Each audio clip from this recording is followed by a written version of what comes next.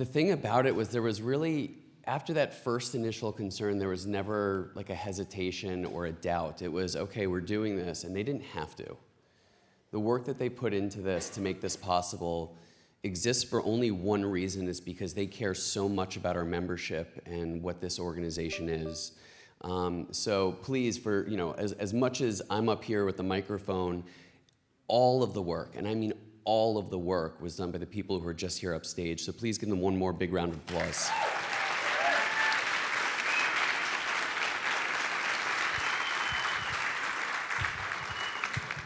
I know you heard enough of me yesterday. But we cannot go any further without acknowledging Tom Ohm.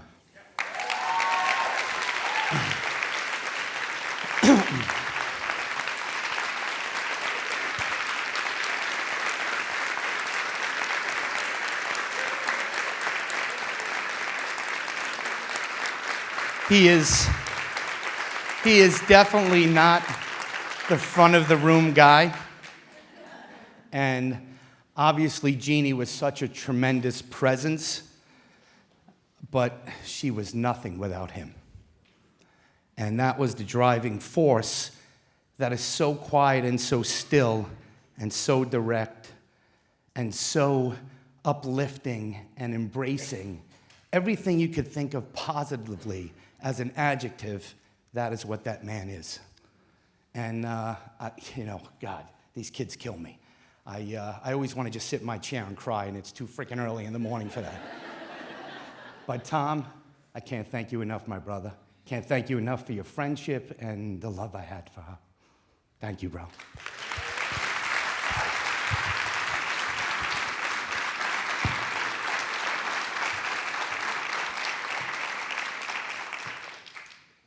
So our next speaker this morning hails to us from Northern California, where she has 3 offices with 15 docs working underneath her. She works with dynamic body balancing. She is the teacher of pregnancy and pediatrics at Life West, and we are so blessed to have her as an ICPA instructor as well. It's Dr. Jen Santos.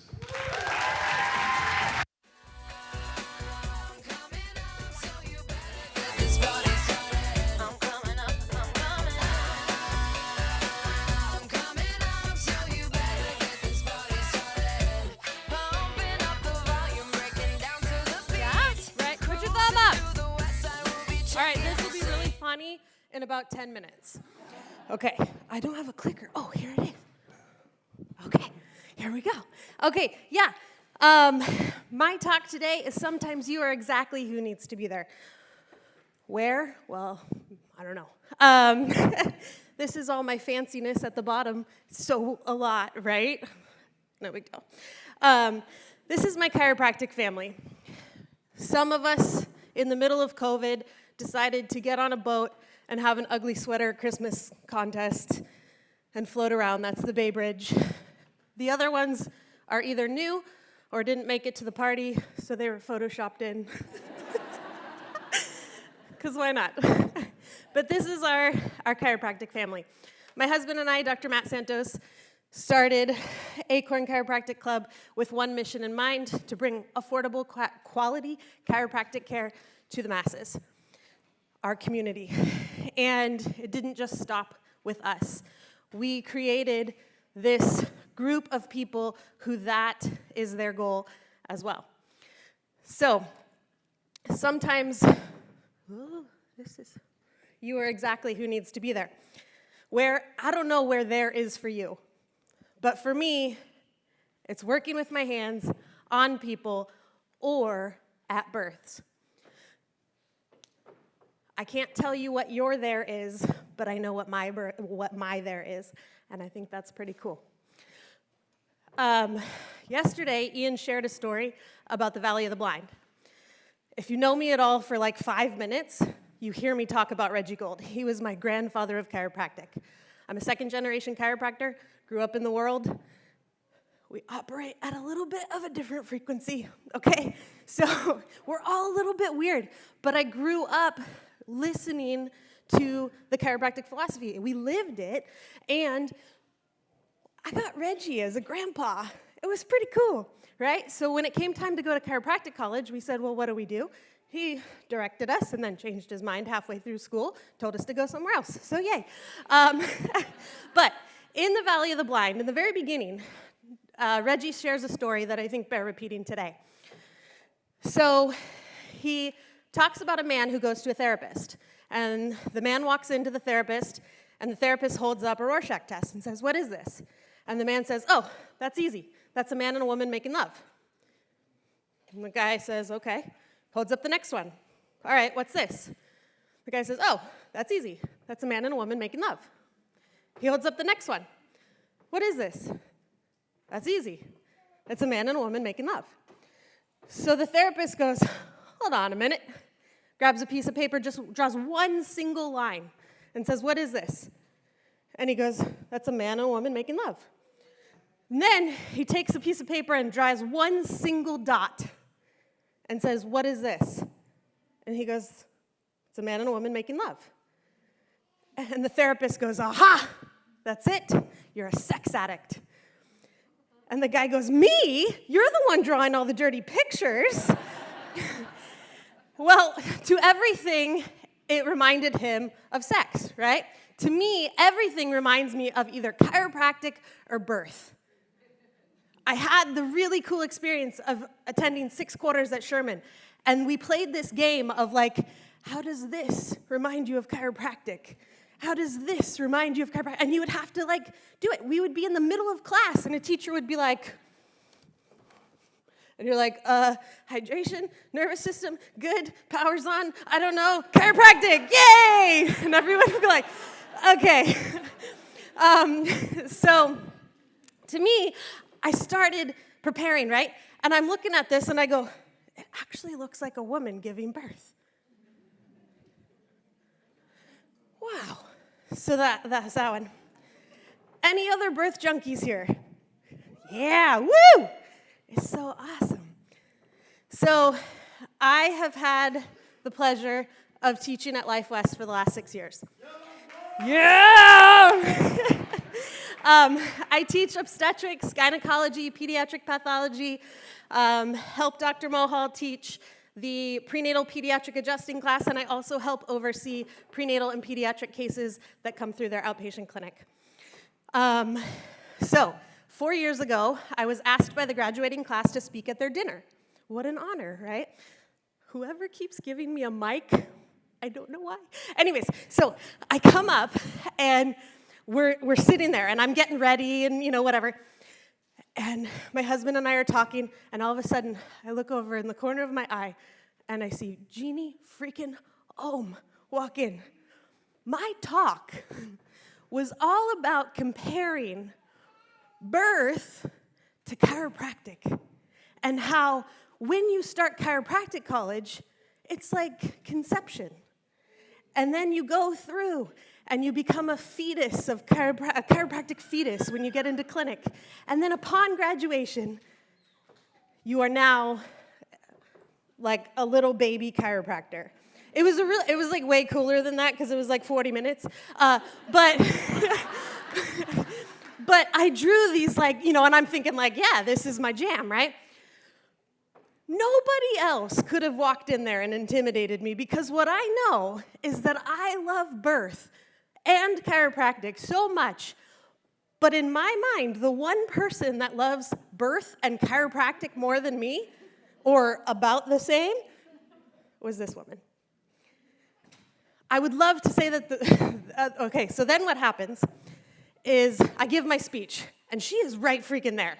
And I'm like, so the birth is conception, and then I'm like, you know what, I can't. So, give my speech, and I go.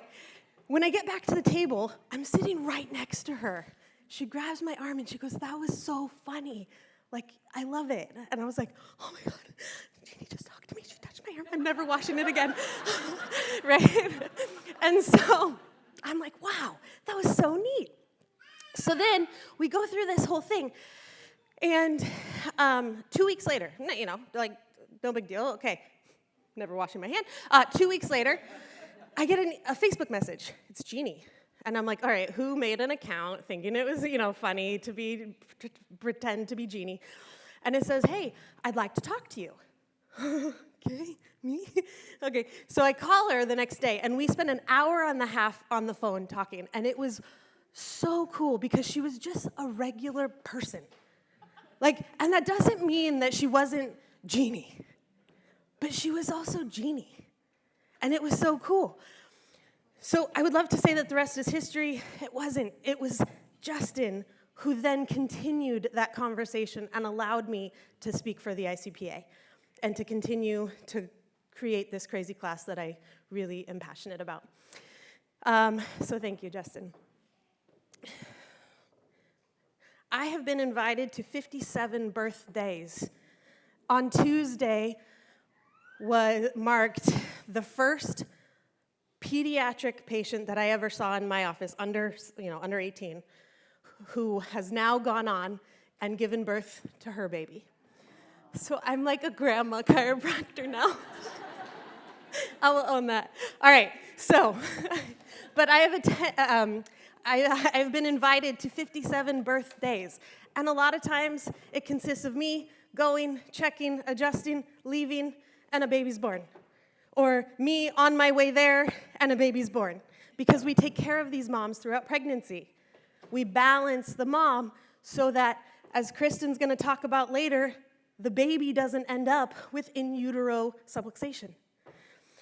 So the next one, that's going to be a super cool talk, by the way. All right, often I adjust the baby right after birth. I always wait until baby is fully born. When my friend found out that I had adjusted my first 6-minute-old baby, she said, well, next time, I don't know how to go back, but go back to that doll picture. She's like, that you can do that. And I'm like, I'll wait till it's all the way born. I'll wait. So this is the youngest baby I've ever adjusted. She was 6 minutes old. Here, I got to attend her birth. Dr. Ashley is a good friend of mine and an associate in our office. She's been with us just over 4 years. And when she got pregnant, her partner said, well, you can just do it, right? And I'm like, I teach textbook delivery stuff. I don't, deliver babies. You know that, right? And he's like, yeah, but, YouTube it. I'm like, maybe let's get a midwife. But one thing that they knew is for damn sure that they wanted me to be there. So Ashley goes into labor, and she does what a lot of new laboring moms do. She is awake. And by she, I mean we are awake for 2.5 days. And we did dynamic body balancing, spinning babies, chiropractic care. And I got to the point, my hands are I'm exhausted. I'm checking her. I am not seeing any biomechanical or neurological reason to do any more input into her system. So I'm like, fuck, what the hell, right? And so I'm like, all right, you need to take a nap because I can't deal with this, right? Reggie used to say, kids don't actually have a bedtime. What parents should say is I've had enough of you already, go to bed, right? So that's kind of how I felt. I was like, go to bed. And so Ashley goes in and she's like, I can't sleep, right? And falls asleep. And I was like, okay, thank God. And I called Carol Phillips and I'm like, what am I doing wrong? What am I missing? And she goes, next contraction, when she wakes up, watch her body. And I was like, Carol, that's not helpful. And she's like, just watch her body. You know what to do. No, I don't. That's why I called you at 4 a.m. So next, Ashley wakes up, and we get her into, the midwife wants to do a check, because at this point, I don't know, she wants to do a check. She gets her in the check, and all of a sudden, my hands just put her from lithotomy into McRoberts. And I was like, I don't know what I'm doing. And Ashley's like, okay. And I watch a contraction, an unproductive contraction. I frickin' hate the OB language. But anyway, I see an unproductive contraction. And I look, and all of a sudden, on the left side, I see this bulge left lateral to the perineum. And I'm like, what is that? And I had no idea. And I was like, okay. And so she has a unproductive contraction, and I'm watching it, and then and it goes away, and then it happens again. And I'm like, and the midwife's just standing there like, this is completely normal. I'm like, what the hell, right? So in my mind, I'm like, okay, well, maybe if we did some sort of like peritoneal contact, this would be really helpful. I've never done that before, so I say, hey, Ash, you got like this weird speed bump thing. I'm going to contact it. It's on your perineum. She's like, I don't care, just do it. And I was like, okay, but it's real close. And she was like, just do it. So I go in, have no idea what I'm doing, go in, contact. She has a very, very intense contraction, the next contraction, and you start to see head. That was the first side of head that we had seen. So then I keep holding. I'm like, I don't know what I'm doing. Okay. And the next contraction, head comes pretty much all the way out. She stands up, goes over, sits down, births her baby, picks it up. And I'm like, I have made a new technique. Right? Now, I don't identify as a Santos. I've been married half my life, literally half my life at this point. And I still don't identify as a Santos. Talk to him, you'll understand why. So I'm like, well, do I name it the Dr. Jen perineal contact, Dr. Santos? I'm like, I don't know. So in my own narcissism, I decide that I've made this technique, and then I'm talking to my friend who's a Logan doctor, and she's like, well, maybe that's Logan's perineal contact. I'm like, maybe, but I discovered it, right? Like, I don't know, but I made it up also. So then the universe, I was like, feeling all like, I can't make up a technique. The universe was like, I got this, just wait. Hence the cup. You gotta check it out. So I get to a birth, and they call me, this is like we're on day 4 of labor, mom is exhausted, midwives are exhausted. We're either gonna transfer or you're gonna come and turn this labor around. No thanks, I don't like those. So this is another friend of mine. So I get to her birth, and I get inside, and I was like, I'm just gonna go, adjust, and leave. So my husband had driven me, and we get there. Midwives are downstairs, and I'm like, where's Mama? And they're like, she's upstairs coming to terms with the fact that we're transferring. So I was like, okay. So I get up to the bathroom, and this is not her, but she's in this position over the counter. And she goes, and she has an unproductive contraction. And I say, how you doing? And she goes, I'm scared. I'm tired. And I really want you to check me, but I can't move from this position. Can you do it here? Yeah, I'll make it work. So I get down. For those of you who can't, I get down, and I get into a Logan basic contact, right? Sacrotuberous ligament. What I didn't know was that they had been doing perineal massage with coconut oil. That melts and goes everywhere. So as soon as I make my contact, she bends forward a little bit, and my thumb slips medially.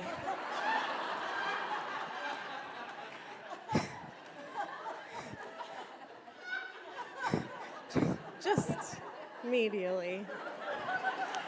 So I said, so at this, I don't even know what's happening, right? And she goes, ha, ha, ha, bends forward, goes, ha, ha, belly laugh, baby drops, and I catch.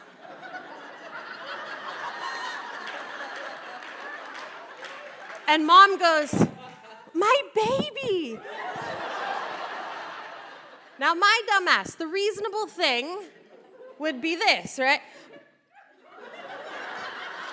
As I realize what just happened, the midwives come run upstairs.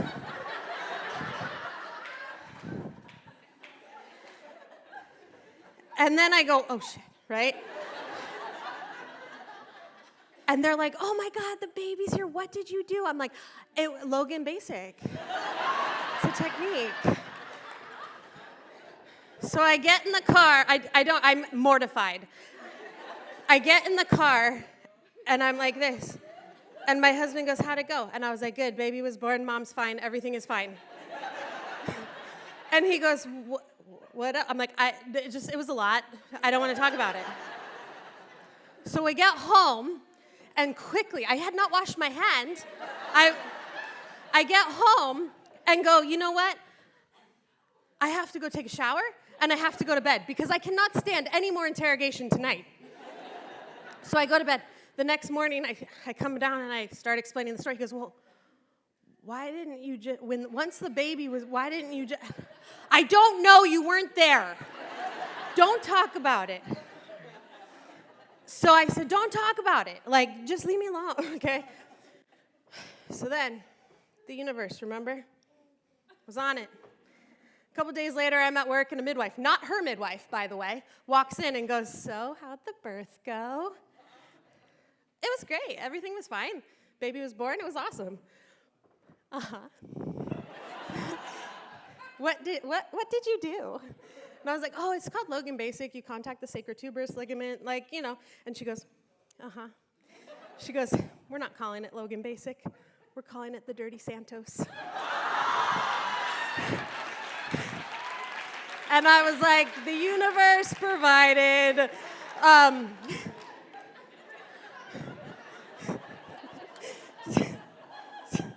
So mortified, I just was like, you heard about that, did you? And she goes, oh, Jen, everyone heard about it.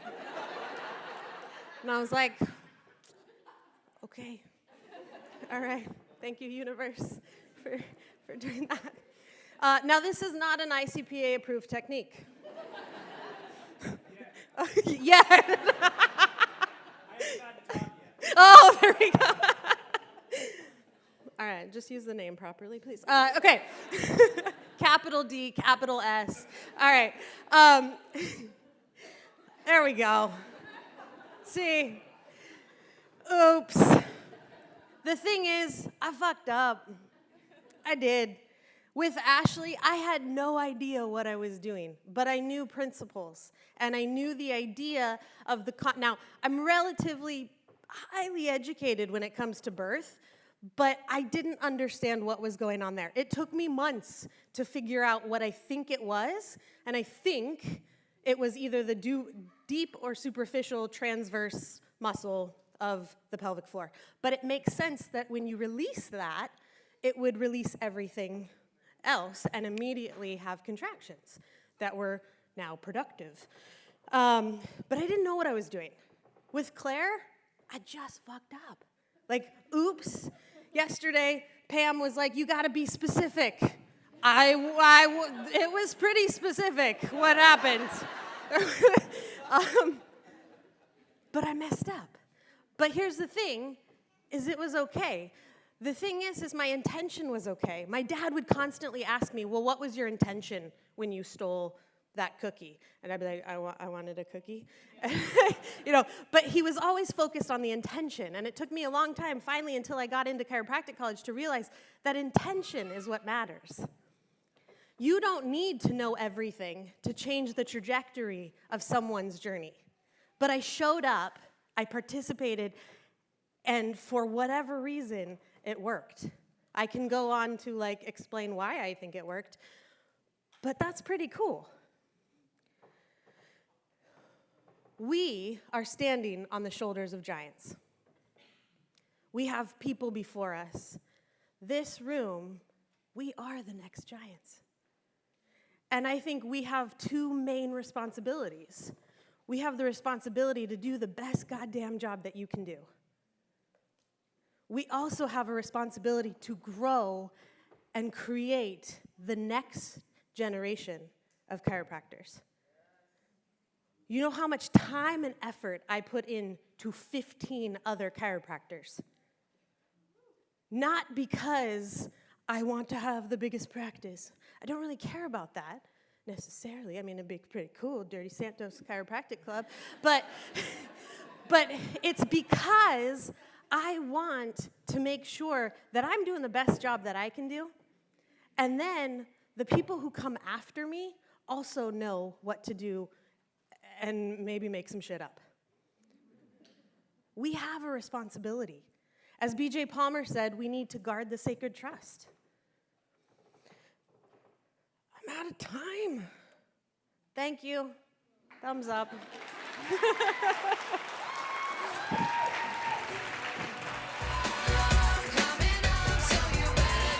Oh, I'm stealing it. My intention was